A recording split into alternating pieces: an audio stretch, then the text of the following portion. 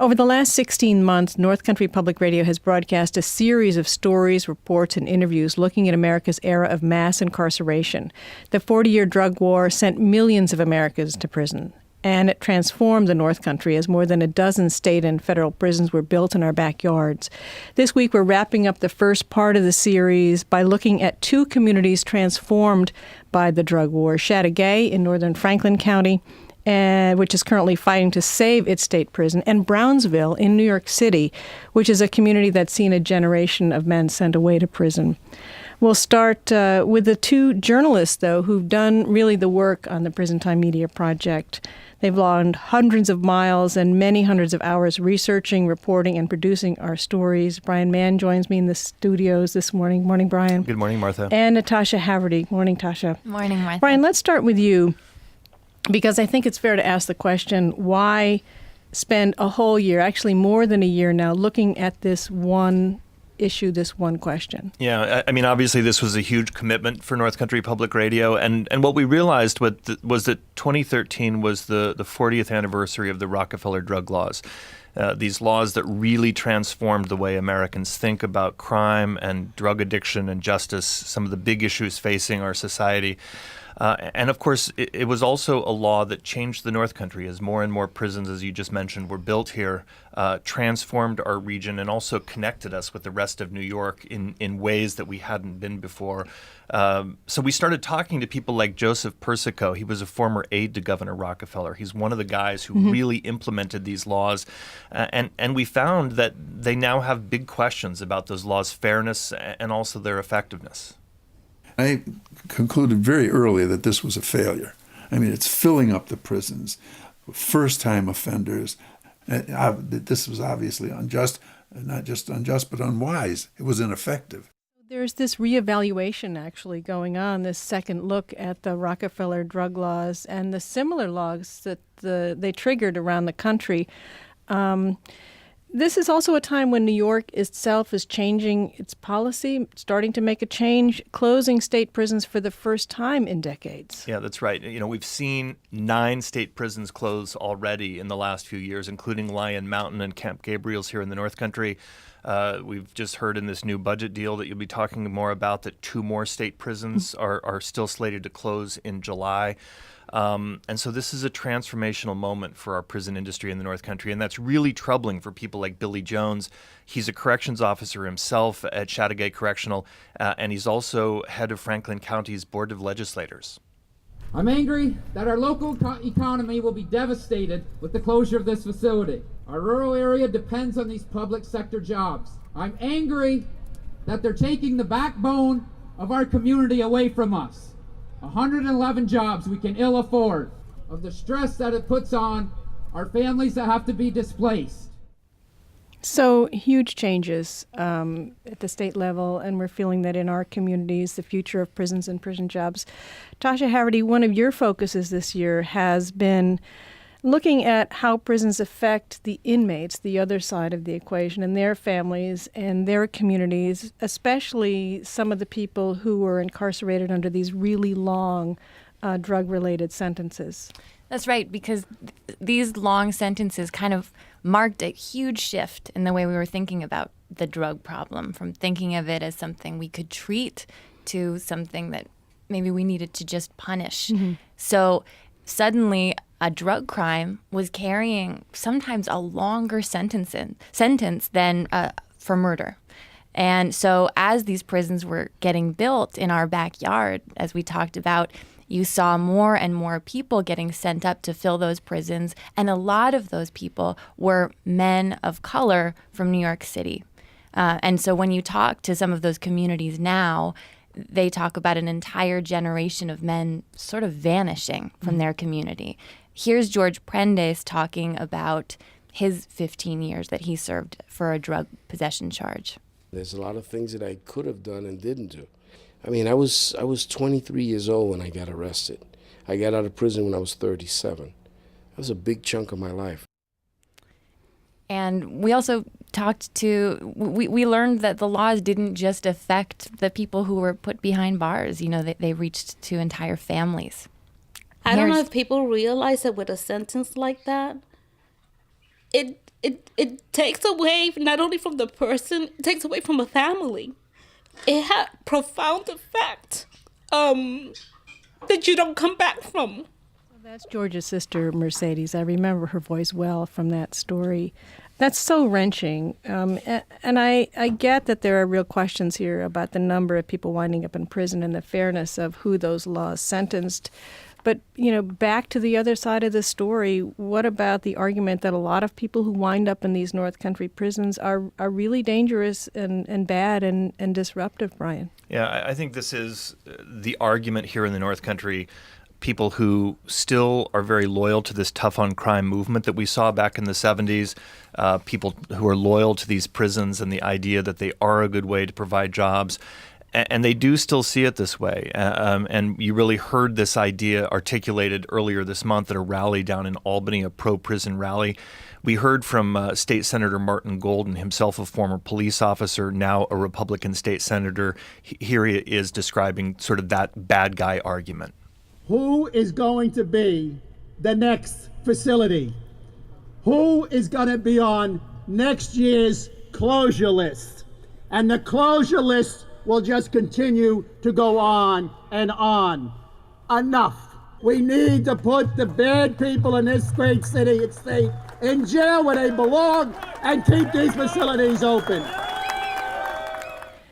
Right. So that's the bad guy That's the bad guy theory, about yeah. prisons. But something really interesting is talking to law enforcement experts from the prosecutor, a former DA that prosecuted George Prentice's case. Amazing that you guys tracked him down. It was a wonderful moment of reporting.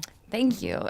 All the way up to listening to Attorney General Eric Holder's, recent comments. You're seeing that those law enforcement experts are rethinking these policy decisions, even going so far to suggest maybe they weren't the solution.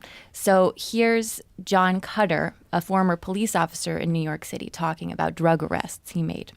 Take, for example, a low-level street dealer who, is dealing drugs in an effort to survive because he doesn't know anything else. He doesn't know how to do anything else and has found an easy way to make money, but inherently is not necessarily a bad individual. I know that sounds like an oxymoron, but there are people who are trapped in circumstance who they have no other way to get by.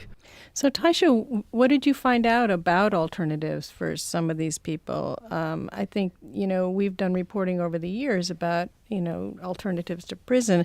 But I mean, if we're not sending a lot of drug addicts and low-level dealers to prison, what can we do? We don't just leave them on the street, in the neighborhood? What's out there for them?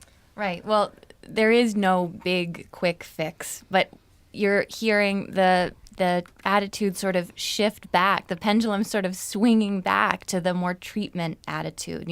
Think of drug problems as a public health crisis. So treatment, counseling, intervention. You also hear a police officer like John Cutter and other people talking about if we're going to talk about these issues facing communities, the drug issues, we have to look at other problems that are facing communities where there are a lot of drug crimes. So there isn't a quick fix. I spoke to one former inmate at Mariah Shock Correctional Facility in Essex County named Jeff, who's still recovering from an opiate addiction.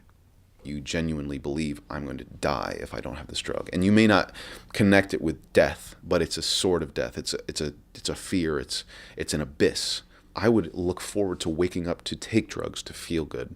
And I would look forward to taking drugs to go to sleep, to feel good before I fell asleep. That's amazing, his amazing story. And, it just brings it back to me. I remember the Rockefeller drug laws being passed and what a fundamental change that was to go from this idea that we could help these people to this idea that we had to lock these people away and protect our neighborhoods.